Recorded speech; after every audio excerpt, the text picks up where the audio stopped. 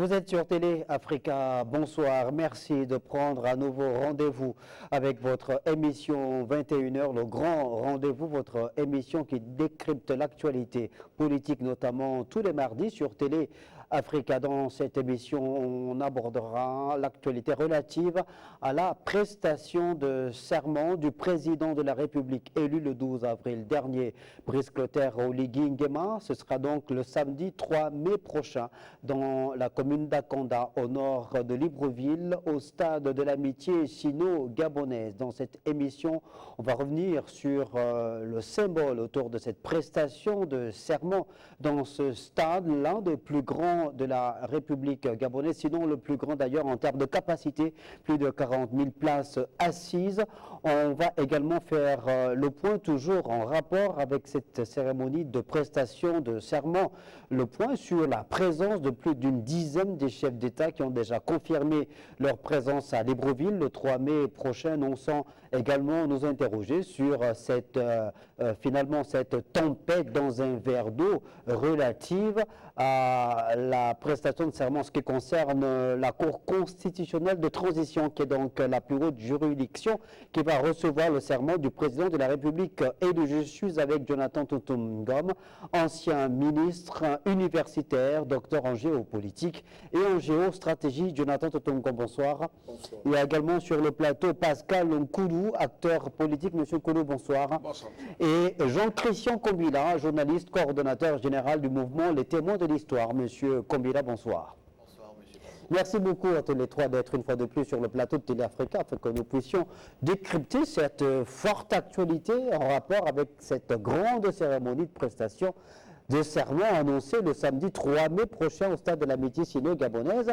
C'est, on va dire, l'acte ultime de cette élection présidentielle dont la campagne avait été ouverte le 29 mars dernier sur 2 semaines et qui a vu donc l'élection de Brice Clotaire Oligui Nguema élu avec 94,85% par le peuple gabonais, le nouveau président de la République qui va donc prêter serment dans un stade du football.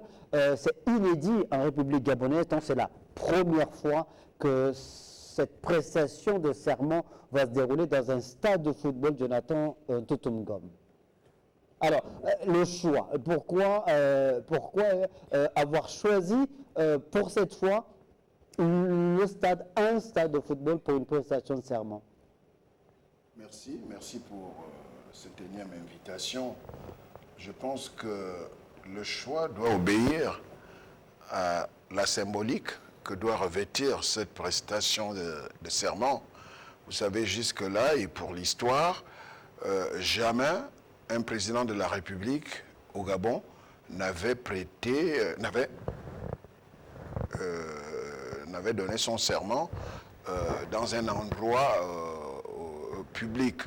Jusque-là, du président Léon Mba au président Albert et Omar Bongo, au président Ali Bongo, la prestation de serment s'est toujours déroulée au palais ou à l'ambassade de France pour le cas de Léon Mba après l'élection présidentielle de 1966. Donc, je pense que la symbolique ici répond à la volonté du nouveau président élu de ce que il a été élu par le peuple gabonais et qu'il voudrait qu'un grand nombre de la population assiste à sa prestation de serment parce qu'il tient ce pouvoir du peuple gabonais. Autrement dit, si on va plus loin par rapport à cette symbolique, par rapport à ce symbole, on peut dire que, par exemple, le président Léon Mba n'avait pas été élu lors des premières élections de 1957-58, les élections territoriales. Il a fallu beaucoup de transhumance politique de la part des députés de l'UDSG pour que finalement le président Léon Mba arrive à se hisser à la tête de l'État gabonais. Lorsqu'on organise des élections de 1966, bon, il y a eu entente, une certaine union nationale entre le président Léon Mba et Jean-Hilaire Obama à ce moment-là, et puis le président Albert Bongo, avec tous les bricolages constitutionnels qu'il y aura de la part de la France, fera en sorte que Albert Bongo devienne vice-président, et puis le président Léon Mba, finalement sans adversaire, est élu. Donc, je pense que c'est la première fois que le peuple gabonais se reconnaît en l'élection d'un chef d'État comme étant véritablement son président. Et c'est ce qui a peut-être motivé les plus hautes autorités, notamment le président de la République élu, pour que sa prestation de serment se passe dans un endroit public qu'est le stade d'Agondjé. Et c'est tout à l'honneur et tout à l'actif du président Brice Clotaire Oligui Nguema de faire assister le peuple gabonais à cet événement historique. Jean-Christian Kobila, alors cette prestation de serment aura lieu dans l'enceinte du stade de l'amitié sino-gabonaise, d'Agondjé, on l'a dit, une capacité de 40 000 places assises. On est au-delà, selon vous, de la simple réponse à apporter en termes de capacité d'accueil, mais plutôt faire participer le peuple. On se rappelle, en regardant d'ailleurs le rétroviseur, pour essayer de faire un parallèle, que lorsque le président Nelson Mandela accède au pouvoir, à la présidence de la République en Afrique du Sud, je crois que sa prestation de serment se fait dans un stade de football. Oui, cette prestation de serment qui va avoir lieu dans quelques jours au stade d'Agondjé revêt une forte dimension populaire. Une forte dimension populaire parce que lorsque l'on regarde, on se dit que les autorités en charge, n'est-ce pas, de l'organisation de cette cérémonie de prestation de serment ont tenu à l'inscrire, n'est-ce pas, en droite ligne du plébiscite populaire qui a été donné par le peuple au président démocratiquement élu Brice Clotaire Oligui Nguema. Et donc, de ce point de vue-là, c'est une cérémonie qui va avoir lieu en présence, n'est-ce pas, de l'ensemble de la nation.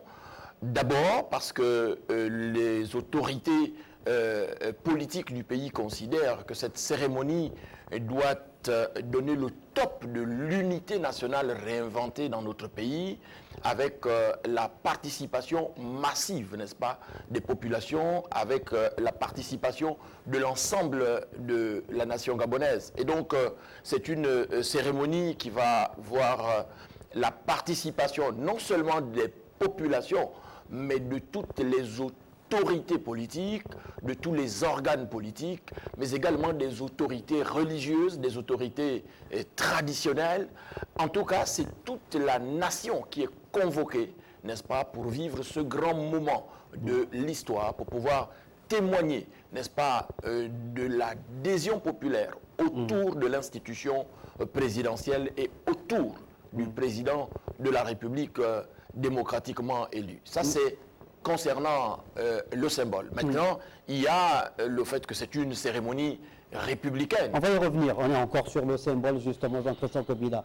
Pascal Koulou, est-ce que pour les nouvelles autorités en place, il fallait continuer à implémenter justement cette marque de fabrique qui a été tout de suite mise en relief par le Comité pour la transition et la restauration des institutions, le CTRI, avec à sa tête Brice Clotaire Oligui Nguema le 30 août 2023, en privilégiant le caractère inclusif de la plupart des actions menées par le CTRI depuis plus d'une année maintenant au Gabon.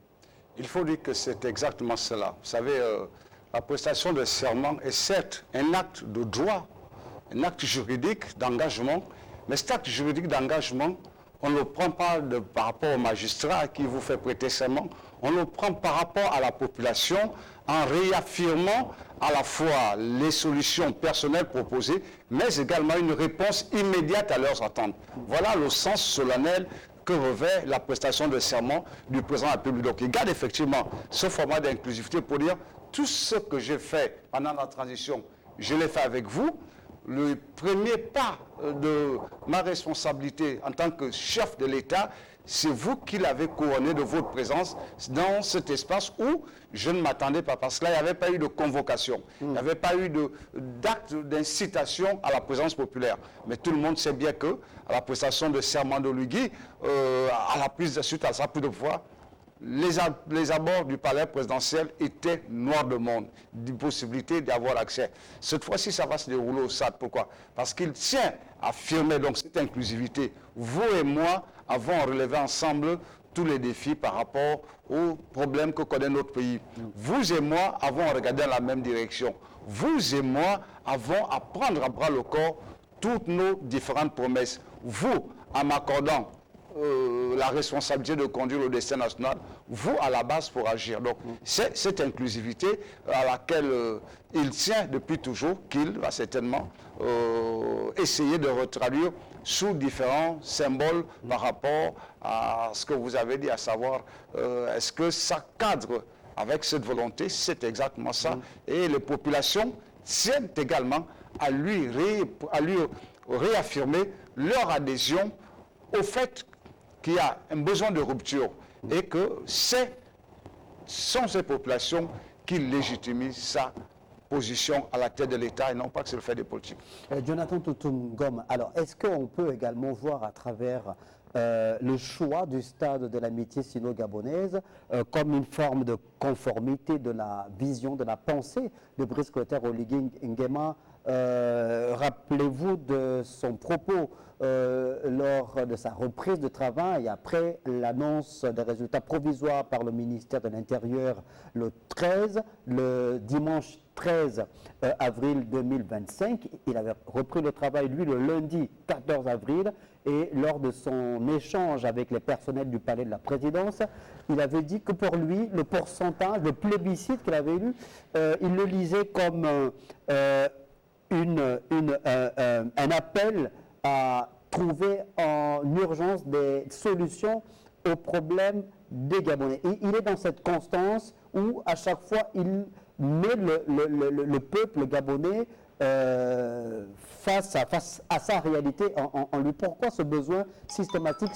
Ce besoin systématique, non, allez-y, vous pouvez éteindre, il n'y a pas de problème. Alors pourquoi justement ce besoin systématique chez Brice Clotaire Oligui Nguema à se tourner vers le peuple à chaque fois?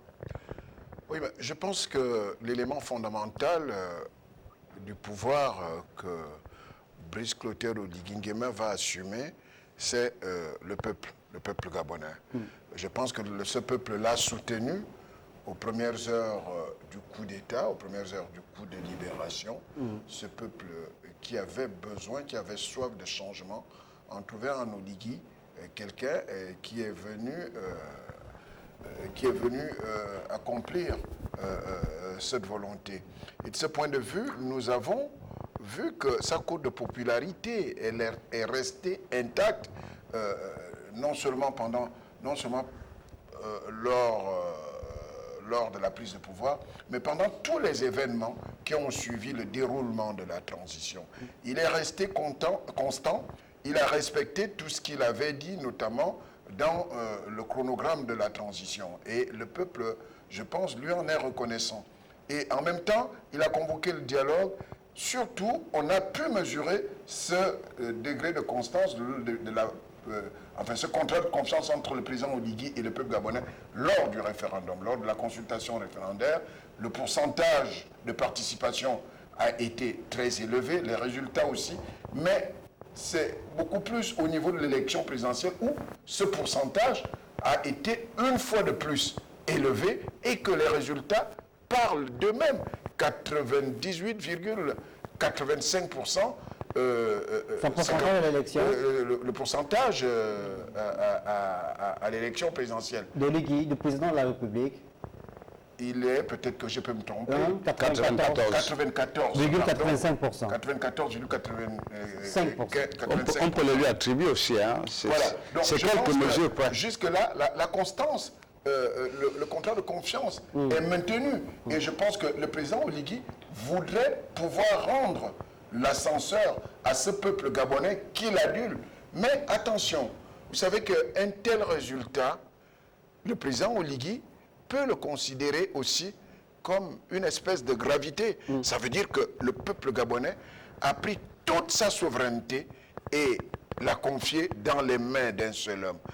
C'est un acte assez grave pour des jours qui vont suivre. Ça veut dire que le président Oligui a tout le poids du pays sur son dos. Et de ce point de vue, je pense qu'il a raison de faire en sorte que toute action qu'il voudrait poser, il la pose en se référant au peuple gabonais. Et donc, on invite à faire en sorte que sa prestation de serment ait lieu dans un endroit où un plus grand nombre de personnes. C'est vrai que le stade pour tout le Gabon serait petit, mais au regard de la dimension de l'événement, je pense qu'il y a là quelque chose à relever, c'est-à-dire le contrat de confiance qui lie désormais le président Oligui Nguema à la quasi-totalité du peuple gabonais.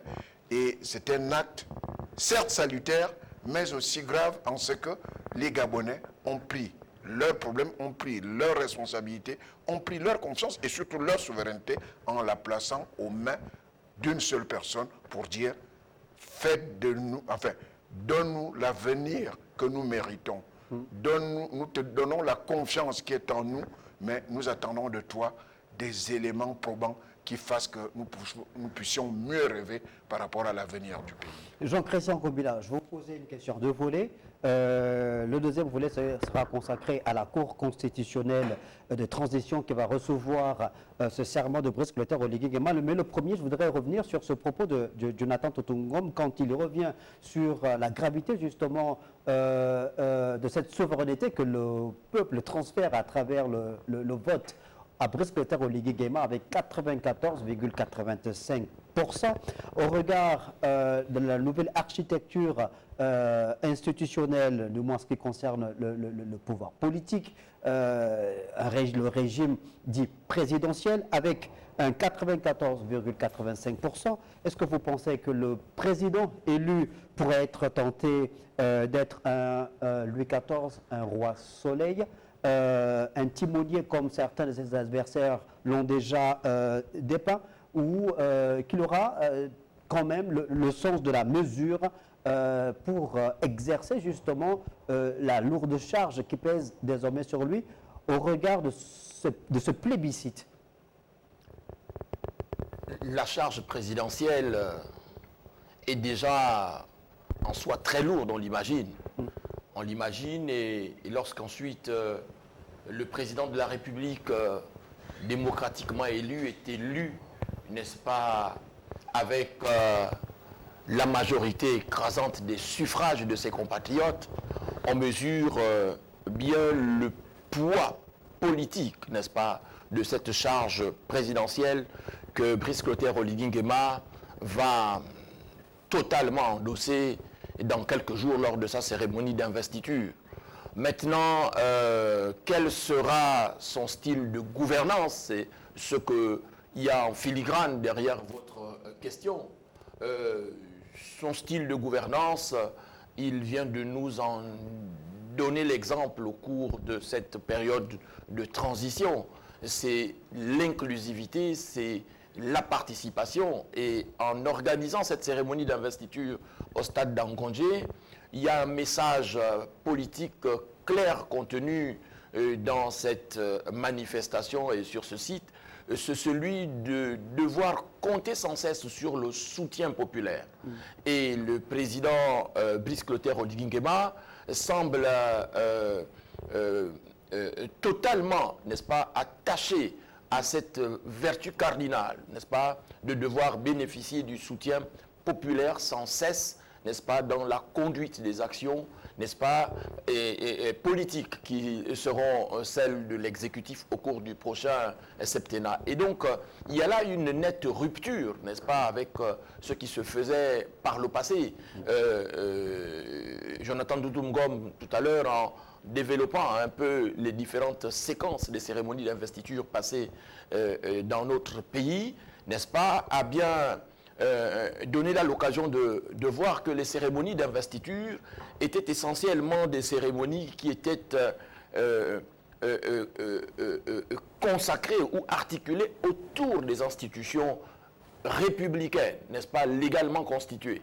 Et la Cour constitutionnelle, devant laquelle le président de la République a historiquement toujours prêté serment, semblait être, elle, la dépositaire de l'autorité, n'est-ce pas, présidentielle. Or là, c'est toute la souveraineté qui est accaparée, qui est récupérée aujourd'hui par le peuple, qui remet cette souveraineté entre les mains du président de la République. Et donc, le président, en organisant cette cérémonie à Ngonje, montre bien qu'il est conscient que la souveraineté appartient d'abord au peuple et qu'il est au service de ses concitoyens et que c'est avec le concours de l'ensemble des forces vives de la nation, de l'ensemble des populations, n'est-ce pas, que le Gabon atteindra véritablement son essor vers des lendemains meilleurs tant attendus par tout le monde. Alors, le deuxième volet de la question, et d'ailleurs là on ouvre également le deuxième tiroir de l'émission en rapport justement avec cette Cour constitutionnelle de transition qui va recevoir ces serments de Brice Clotaire Oligui Nguema le samedi 3 mai prochain dans le stade d'Ngonje. Il y a depuis quelques jours maintenant des articles qui paraissent dans les médias, notamment les médias en ligne, et qui ont tenté de disqualifier cette Cour constitutionnelle de transition en estimant qu'elle n'était pas indiquée à recevoir ce serment de Brice Clotaire Oligui Nguema. Et là, des spécialistes du droit ont balayé d'un revers de main cet argumentaire qu'ils ont qualifié de tempête dans un verre d'eau.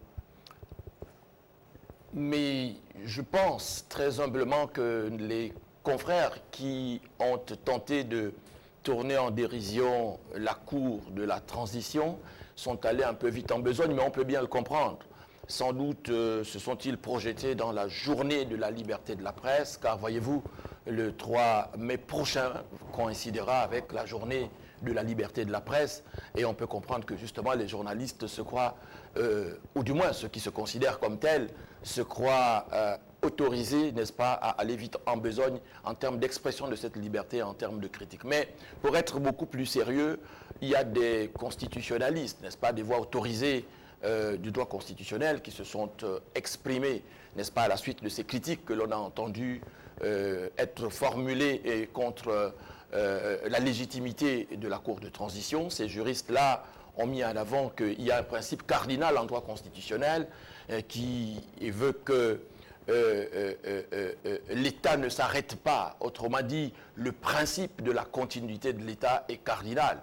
Et donc cette Cour constitutionnelle de la transition est tout à fait légitime, n'est-ce pas, pour pouvoir recevoir le serment du président. Elle l'est d'ailleurs parce que la nouvelle Constitution, dans son article 171, justement, dispose que la Cour constitutionnelle de transition reste en fonction jusqu'à son renouvellement.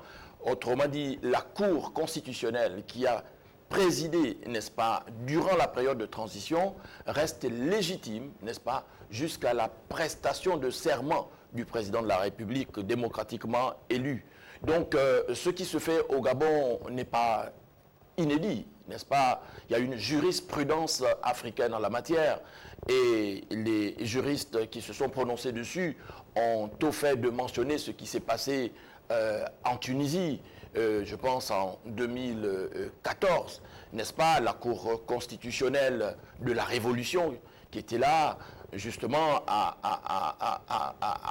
reconnu les résultats des élections qui se sont déroulées et a donc continué à poser des actes juridictionnels qui ont été totalement bien accueillis par les populations. On l'a aussi vu au Burkina Faso, où la Cour constitutionnelle de la transition, n'est-ce pas, a là aussi continué à exister juridiquement et a reconnu les résultats des différentes élections qui ont eu lieu, n'est-ce pas, à la suite du processus transitionnel et a même reçu le serment du président démocratiquement élu. Donc, nos jeunes confrères, n'est-ce pas, qui ont cru devoir critiquer la Cour constitutionnelle de transition, n'est-ce pas, ont été bien évidemment renvoyés à leurs chères études par les spécialistes en droit constitutionnel. Alors, vous parlez des médias, il y a également des acteurs politiques, certains, qui se sont également lancés dans cette voie-là pour peut-être parfois tenter de comprendre, parce qu'ils n'avaient peut-être pas toutes les informations à leur disposition qui leur permettraient de pouvoir avoir une idée précise, Pascal Koulou, sur cette même actualité. Écoutez, moi je crois que ce débat est tout aussi ridicule parce que il faut s'en tenir aux principes fondamentaux des lois. On dit par principe que celui qui a le pouvoir de nomination a le pouvoir de révocation. Or, vous ne pouvez pas vous engager dans une élection, sachant que l'institution au sommet qui valide en dernier ressort vos résultats, c'est la Cour constitutionnelle, et ne pas lui reconnaître le droit de les confirmer par un simple acte administratif. C'est quoi le plus important? Valider les résultats présidentiels ou faire prêter serment. Comprenez? Donc, ce type de débat ne court que parce que des gens ont besoin de se rendre visibles sur des situations où, sur le plan politique, ces personnes ont totalement été larguées par, je dois dire, le faux follet que Luigi a représenté au cours de cette élection présidentielle. Et les résultats sont parlants. Je crois qu'il faut s'ouvrir sur des véritables enjeux du moment, sur les questions de gouvernance, sur les questions de politique publique, pour essayer de comprendre ce qui va se passer. Ce type de débat renvoie à une image reléguée au calendrier où on a l'impression que, bon, chaque institution africaine, on pourrait y retrouver des éléments qui le rattachent forcément au pouvoir exécutif. Il n'en est rien en ce qui concerne le cas du Gabon. La Cour constitutionnelle, tout le monde reconnaît qu'elle avait le pouvoir de statuer en dernier ressort sur la validité des élections présidentielles, et c'est pour cela que certains ont entendu qu'elles se prononcent pour donner leur posture finale par rapport à cette élection présidentielle. Donc, c'est bien de courir ce débat, je regrette, mais c'est un débat de bar.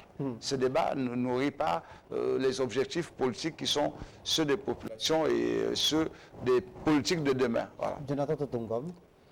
Non, mais je pense que c'est un débat qui a été malsain, qui relevait du fait que certains de nos journalistes ou certains des acteurs politiques n'ont pas le b.a.-ba des principes juridiques. Et comme on dit en Côte d'Ivoire, à connaître pas à demander. Donc, je pense que les journalistes auraient mieux fait de se cultiver. Il y a, au-delà des arguments développés tout à l'heure par Jean-Christian et Pascal, sur le fait que, bon, il y a l'article 171 de la Charte, des dispositions de la Constitution. L'article disposition transitoire de la Constitution de la République. Mais il y a une logique. L'élection a eu lieu. L'élection ne signifie pas que le mandat du président a démarré. L'élection a eu lieu, le président est vainqueur, quel que soit celui qui aurait été vainqueur. Mais après, le mandat du président démarre après sa prestation de serment. C'est lors de sa prestation de serment que finalement son mandat démarre. Donc, autrement dit,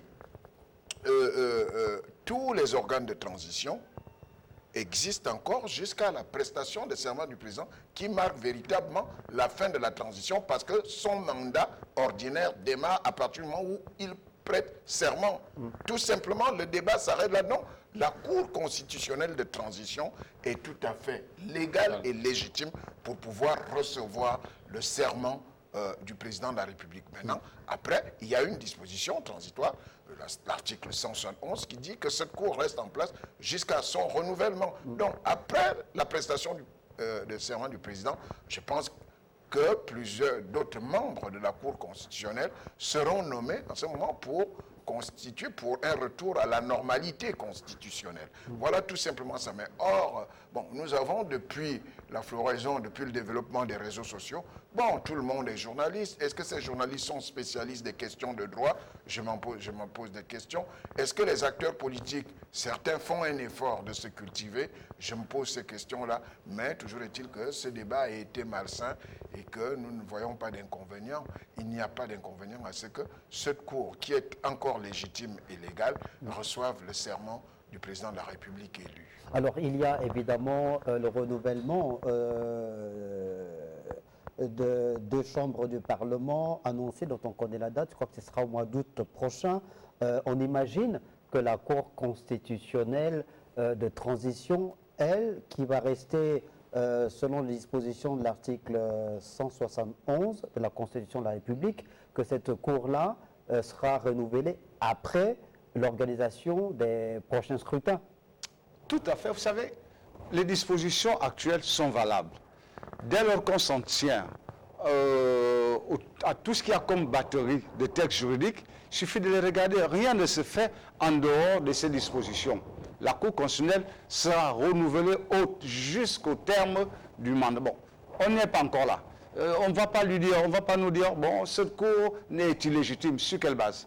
Est-ce que les textes disent autre chose? Et c'est une autre attitude que nous observons. Je crois qu'il y a une conformité entre ce que les textes disent et les procédures qui sont appliquées jusqu'à présent. Moi, ce que je regrette dans ce type d'approche, c'est que nous donnons volontairement libre cours à des débats qui ne devraient même pas exister dès lors que chaque citoyen prend le temps de consulter et de revisiter les dispositions légales. Surtout qu'il revient aux politiques de ne pas encourager ce type d'égarement. Parce que ça donne l'impression que, écoute, c'est juste fait pour rire. On n'est pas dans le champ de l'humour. On est dans le champ de la prise de conscience de la responsabilité citoyenne. Et qu'il faut justement, comme disait Jean-Christian, aujourd'hui opérer des ruptures pour s'attarder sur l'essentiel. L'essentiel, c'est la construction de cette, à la fois, mentalité citoyenne, mais des habitudes de rigueur pour avoir le citoyen exigeant. Si on ne le fait pas, je ne sais pas pourquoi est-ce qu'on va se mettre dans le champ politique. On n'est pas là pour divertir. On est là pour participer à construire de nouveaux réflexes du Gabon nouveau, du Gabon digne en vie. Or, ce Gabon ne se construit qu'avec des citoyens capables d'apprécier et d'examiner pour valider ou rejeter une situation. On n'a pas à distraire les gens. On est dans la distraction, à la limite, ce n'est même pas la distraction. On est dans une forme d'égaiement populaire pour peu de choses. Jean-Christian Kobila, justement, le Parlement sera renouvelé, les deux chambres du Parlement, l'Assemblée nationale, le Sénat, et ces élections qui seront organisées, les élections des députés de l'Assemblée nationale et les locales, les résultats seront une fois de plus transmis par le ministère de l'Intérieur, je crois, à la Cour constitutionnelle. Donc cette Cour constitutionnelle de transition ne pourra être renouvelée qu'après ces prochains scrutins. En principe, et sera d'ailleurs le clou ou l'issue finale, n'est-ce pas, de la transition, parce que la transition ne s'arrête pas avec l'élection présidentielle de façon pratico-pratique, n'est-ce pas? Il y a effectivement à organiser les élections législatives pour le renouvellement des deux chambres du Parlement, l'Assemblée nationale et les législatives et locales, pour le renouvellement de deux chambres du Parlement, Sénat et Assemblée nationale. Mais ensuite, il y aura à renouveler aussi les collectivités locales et les conseils départementaux. Donc, la Cour constitutionnelle, comme le dit le texte constitutionnel, la Cour de transition reste encore en activité et son existence est à la fois légale et légitime jusqu'à ce que, n'est-ce pas, il y aura son renouvellement. Donc à ce niveau-là, il n'y a pas de problème en tant que tel. Autre point, toujours en rapport avec cette forte actualité en lien avec la prestation de serment du président élu lors de l'élection présidentielle le 12 avril dernier, Brice Clotaire Oligui Nguema, c'est évidemment la présence de plus d'une dizaine de chefs d'État à cette cérémonie de prestation de serment. Alors là, je m'adresse d'abord aux spécialistes des questions de géopolitique et des géostratégies. Vu sous cet angle-là, comment on peut apprécier justement ce fort intérêt que représente cette prestation de serment au regard de cette dizaine de chefs d'État? Plus de 10 déjà, on parle au moins 16 qui ont déjà confirmé leur présence. Oui, il n'est pas exclu que ce nombre soit dépassé parce que jusque-là, on parle de 16 chefs d'État et de gouvernement, sans compter d'autres personnalités des pays amis. Ça veut dire que la transition au Gabon a été une réussite et ça veut dire que c'est une reconnaissance de la communauté internationale par rapport à ce qui s'est passé au Gabon. C'est donc un cas d'école qui est en train d'être administré à la face du monde par la République gabonaise. Et de ce point de vue, pour se référer à l'histoire, je pense que ça va être une des rares occasions où le Gabon, ou Libreville, va devenir la capitale africaine en quelque sorte. Il vous souviendra que l'une des rares fois que le Gabon a reçu autant de personnalités, autant de chefs d'État et de gouvernement, c'est lors de l'organisation de l'OUA, l'Organisation de l'Unité africaine qui est devenue entre-temps l'Union africaine, en 1977, où on a vu les grands travaux se faire à Libreville avec Omar Bongo.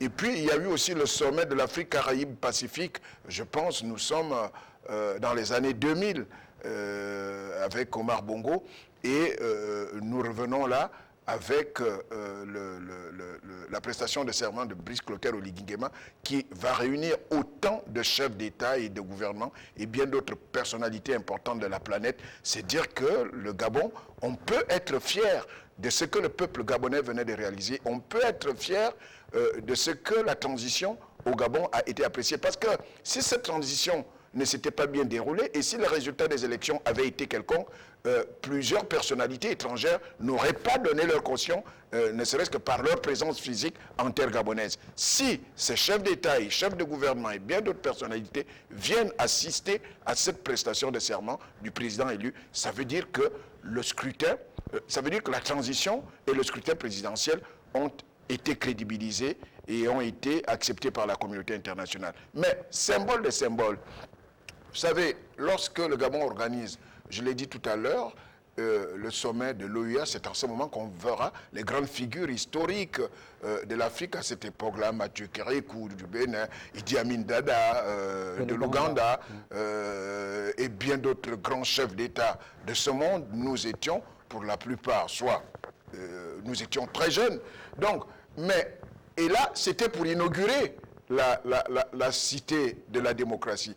Mais cette cité de la démocratie qui a été détruite par le régime déchu, mais qui est en pleine reconstruction par le président Oligui, on annonce de ce fait l'organisation d'un sommet de l'Union africaine d'ici 2007. Et donc, de ce point de vue, je pense que c'est une... D'ici 2027.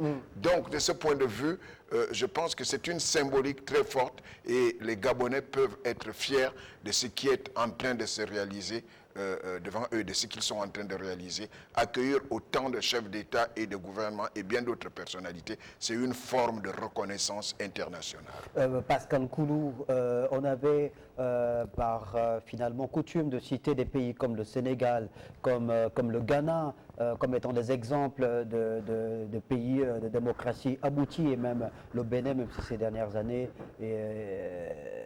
beaucoup d'eau a coulé, beaucoup d'encre de salive a coulé du côté de Cotonou en ce qui concerne justement un peu l'organisation des scrutins électoraux, notamment en ce qui concerne l'alternance, sans qu'il y ait évidemment des heurts. Il n'y a pas eu de heurts, mais bon. Mais citer le Gabon aujourd'hui un exemple en matière d'organisation aboutie d'une élection présidentielle, on a envie de dire que c'est quasiment révolutionnaire. Je crois qu'il faut vous référer aux commentaires qui étaient faits sur le Gabon d'avant Brice Clotaire Oligui Nguema et ce qui se dit aujourd'hui par rapport au leadership, à la fois, je dois dire, de jeunesse, un chef d'État assez jeune encore, il a à peine 50 ans, mais surtout sur la nature et le caractère des initiatives qui, en 18 mois, ont été prises et réalisées, mais également sur une dynamique diplomatique engagée à la fois sur le continent, dans le cadre des grandes organisations internationales, mais aussi avec d'autres chefs d'État européens. C'est-à-dire que le format sous lequel le Gabon croupissait a été totalement nettoyé et aujourd'hui, le Gabon retrouve progressivement la position de place tournante pour ce qui est à la fois des réflexions géostratégiques sur le plan de la sous-région, mais également sur le plan de la nouvelle dynamique. Quand vous regardez la tendance des nouveaux chefs d'État africains, c'est presque un fait générationnel. Donc il y a cet adoubement qui se fait autour de cette volonté de reconstruire une nouvelle Afrique avec de nouveaux rapports, que ce soit avec ce qu'on appelle les partenaires traditionnels, que ce soit avec les nouvelles puissances. Mais aujourd'hui, il y a donc cette dynamique et Oligui Nguema s'y inscrit de manière parfaite par des mesures prises, l'achat des entreprises pétrolières, la renégociation de certains formats en ce qui concerne l'État. Donc, c'est normal que l'on vive effectivement ce que vous considérez comme étant une sorte de redéploiement de l'image du Gabon. Et la présence des chefs d'État vient effectivement confirmer que c'est la nouvelle orientation que les nouveaux présidents africains souhaitent donner à l'Afrique, c'est-à-dire un univers décomplexé, un univers capable d'assumer son destin un univers à même et prêt à traiter d'égal à égal, parce qu'aujourd'hui, qu'est-ce qui nous éliminerait de la possibilité d'exister en tant qu'entité autonome? Nous avons les ressources que les hommes n'en ont pas. Aujourd'hui, en termes de cerveau, bon, c'est au mètre carré que vous comptez agrégé docteur. Donc, qu'est-ce qui ferait de nous, en parenthèse, des sous-hommes? Plus rien. La vérité, c'est celle-là. Donc, il y a repenser le format de la conception des rapports et la présence des autres chefs d'État africains vient dire bravo, vous avez réussi un challenge, il nous faut également peut-être le suivre, peut-être l'emboîter. C'est une masterclass. Donc, il y aura un certain nombre de discussions d'aparté, mais c'est surtout solliciter la recette de Brice Clotaire Luyingema pour pouvoir l'implanter dans d'autres pays. Jean-Christian Combila, on se rappelle évidemment de l'élection présidentielle avec des lendemains électoraux chahutés de 2016, une prestation de serment qui n'avait pas mobilisé autant de chefs d'État venus des quatre coins du continent africain et même du monde. Est-ce qu'aujourd'hui, ça y est, ça veut dire qu'il est bon à nouveau de fréquenter le Gabon? Écoutez, les événements du 30 août 2023 ont eu un écho retentissant à travers la sous-région d'Afrique centrale, à travers la CEMAC, à travers la CEAC, à travers l'Afrique et le monde. Et notre pays est un pays d'ouverture, de tradition hospitalière, qui accueille de nombreuses populations venues de l'ensemble du monde entier, et particulièrement de l'Afrique. Et donc, ces différentes populations, n'est-ce pas, vivent paisiblement dans notre pays. Au cours des dernières élections, elles ont parfois craint d'être menacées dans leur quotidien. Et au cours de ces événements du 30 août 2023, il n'y a pas eu d'effusion de sang, il n'y a pas eu de commerce tenu par des opérateurs économiques expatriés abîmés. Et donc, des rapports ont été forcément faits par les chancelleries diplomatiques étrangères à Libreville à leurs pouvoirs respectifs. Et donc, cela aussi mérite d'être salué, et cela mérite d'être, n'est-ce pas, relevé. Et donc, forcément aussi, les pouvoirs africains, n'est-ce pas, qui ont vu que leurs ressortissants ont continué à vaquer librement à leurs occupations, n'est-ce pas, ont tenu déjà sans doute à féliciter le président Oligui, et ont tenu aussi, n'est-ce pas, à venir vivre de visu ce grand moment d'unité nationale, mais d'unité aussi sous-régionale, d'unité africaine. Parce que, voyez-vous, M. Pambo, notre pays appartient à un certain nombre d'espaces à l'échelle du monde. Et parmi ces espaces, il y a la CEMAC, il y a la CEAC. Vous vous souviendrez de toute l'intensité, n'est-ce pas, de l'action diplomatique du président menée au sein de ces différentes institutions pour expliquer les tenants et les aboutissants, n'est-ce pas, du coup de libération du 30 août. Et donc, notre pays a été réintégré dans ces instances sous-régionales-là. Et il y a à finaliser le processus de réinsertion de notre pays dans l'Union africaine.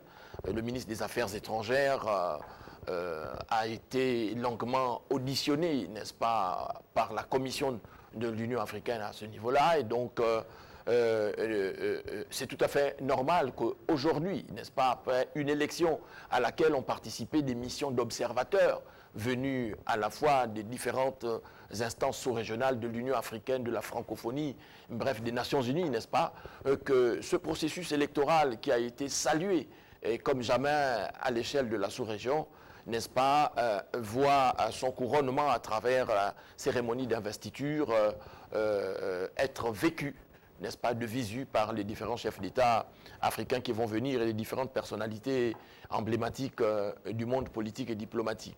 Mais ce sera donc aussi un grand rendez-vous diplomatique parce que, encore une fois, notre pays, sous le long magistère du président Omar Bongo Ondimba, était la plaque tournante de la diplomatie franco-africaine, de la diplomatie de l'Union africaine, n'est-ce pas? C'est ici, au Palais Rénovation, que beaucoup de discussions constructives en faveur de l'intégration sous-régionale, en faveur de l'intégration de l'Afrique ont été menées.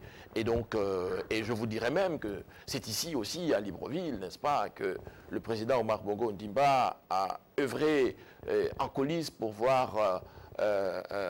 devoir convaincre Boutros Ghali, ancien secrétaire général de l'ONU, de se présenter justement à l'élection et de faire acte de candidature. Donc, cette cérémonie d'investiture qui verra la participation de nombreux chefs d'État africains et de nombreuses organisations internationales est forcément un couronnement de la transition. C'est forcément une grande victoire, n'est-ce pas, pour la diplomatie de la transition et pour l'ensemble de notre processus électoral et démocratique. Dernier tour de table avant de mettre un terme à l'émission.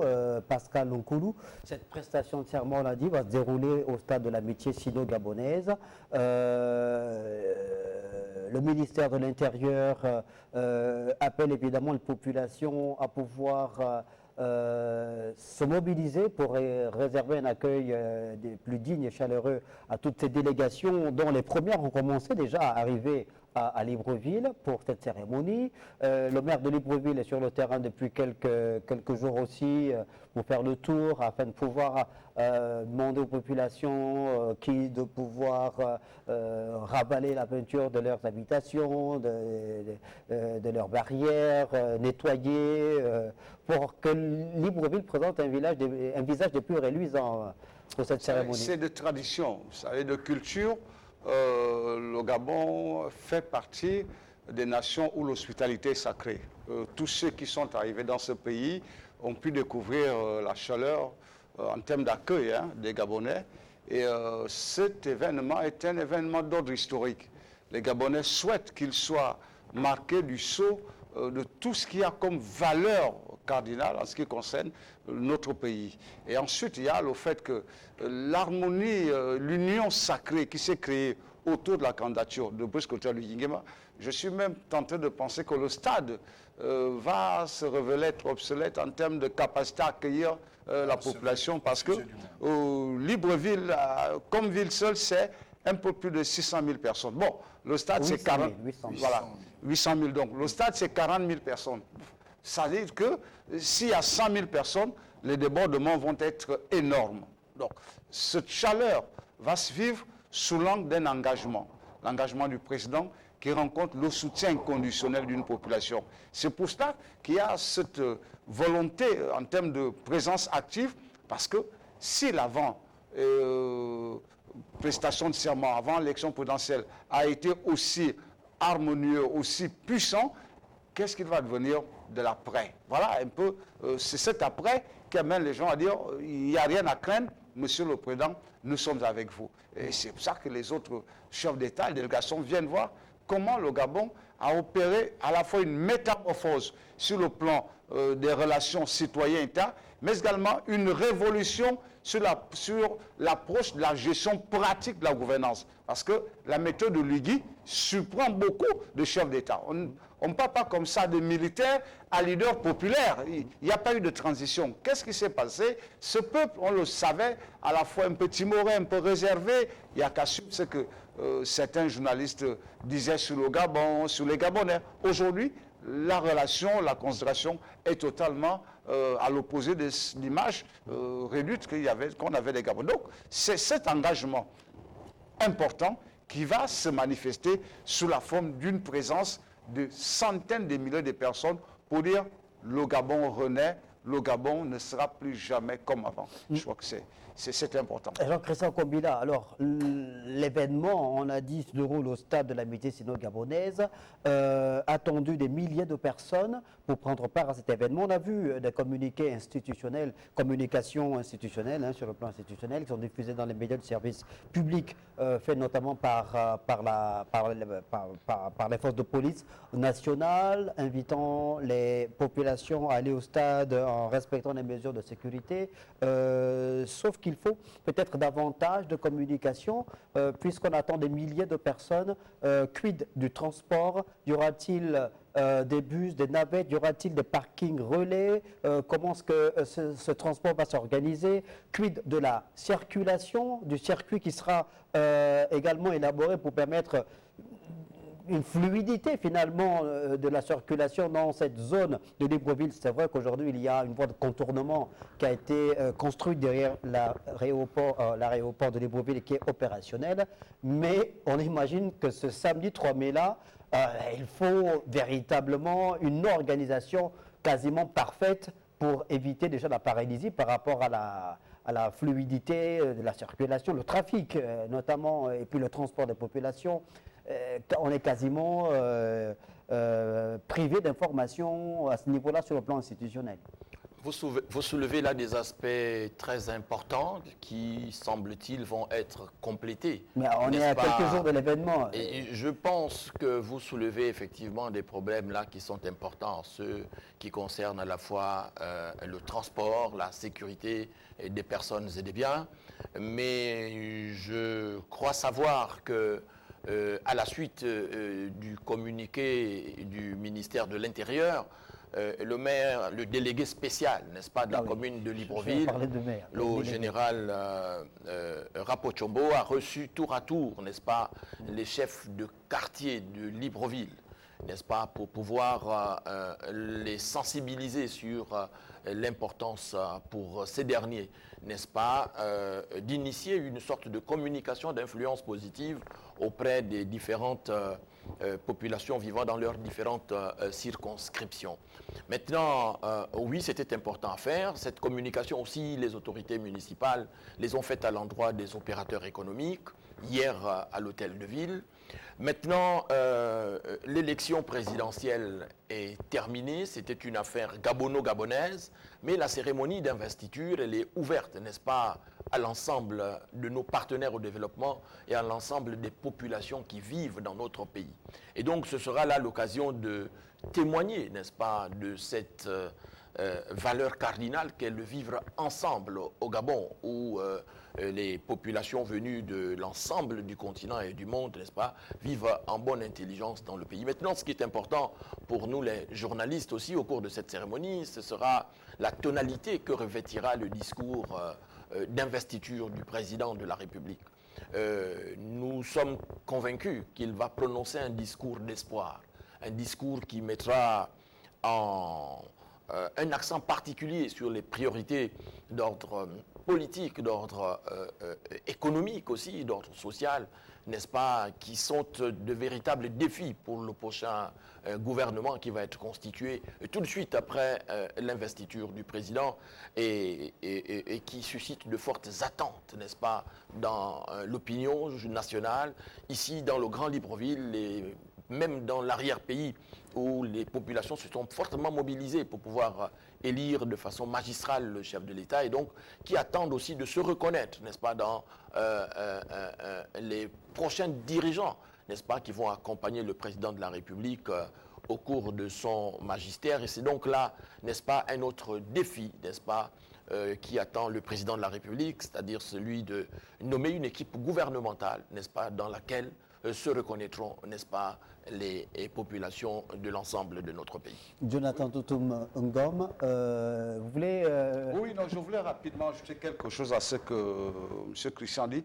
Vous savez, M. Jonathan tout à l'heure a parlé de l'OUA. Oui. Je vous assure, si on peut se remémorer l'arrivée de Jean-Paul II à Libreville en 82, la visite de Mandela en 91, ça va être exactement la même chose.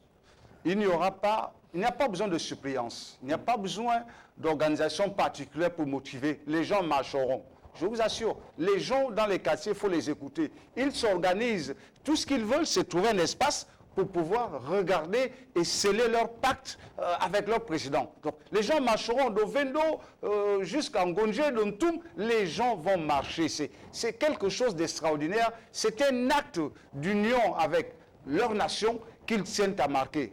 C'est pour ça que je dis le stade me semble assez réduit pour accueillir une telle ferveur populaire parce que c'est au-delà d'actes ordinaires que l'on ne vit que rarement dans une nation. Donc c'est un peu ce que je voulais dire.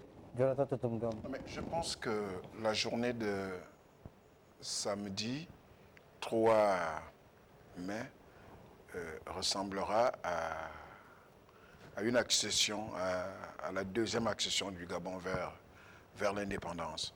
En ce que On a parlé du coup de libération. Et ce coup de libération connaîtra sa consécration par la reconnaissance du peuple gabonais en leur président de la République, au président de la République, que ces Gabonais ont choisi librement et pour la première fois de l'histoire. Et c'est en cela que c'est important. Et je suis tout à fait d'accord avec Pascal. Le stade d'Agongé risque de refuser du monde. Les parkings risquent d'être petits pour pouvoir accueillir la marée humaine qui s'apprête à faire une ruée vers le stade Agongé. Et de ce point de vue, je pense qu'il faut que les autorités s'organisent. Les simples communiqués, comme vous l'aviez dit tout à l'heure, du ministère de l'Intérieur ne suffisent pas. Il faut qu'on commence à sentir une organisation sérieuse, non seulement en termes de sécurité, parce que nous accueillons quand même plusieurs délégations étrangères et non des moindres. Il s'agit des chefs d'État et de gouvernement et des grands acteurs économiques parce que le Gabon suscite à nouveau l'envie. Le risque pays a sérieusement baissé par rapport à cette élection, par rapport à cette transition qui vient de se dérouler et par rapport à cette élection. Le risque pays a baissé et donc le Gabon suscite encore l'attrait des opérateurs économiques du monde. Et tout le monde voudrait voir comment est-ce que le peuple gabonais scelle son contrat de confiance avec le président Oligui.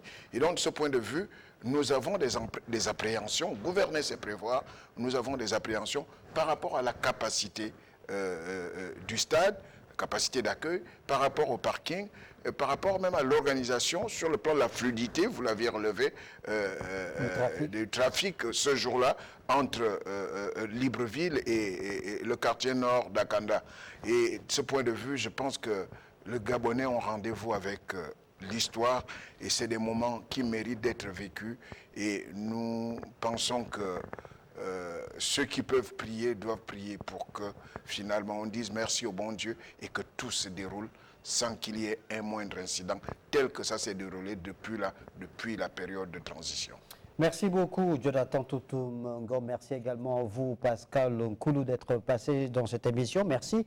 Jean-Christian Kombila, on aura l'occasion de nous retrouver avant ce samedi 3 mai 2025, jour consacré donc à la prestation de serment du président de la République gabonaise élu le 12 avril 2025, Brice Clotaire Oligui Nguema. Merci d'avoir regardé cette émission, le grand rendez-vous sur Télé Africa. On vous dit au revoir et on se retrouve prochainement sur notre antenne pour notre développement de ce qui fait l'actualité dans notre pays, le Gabon.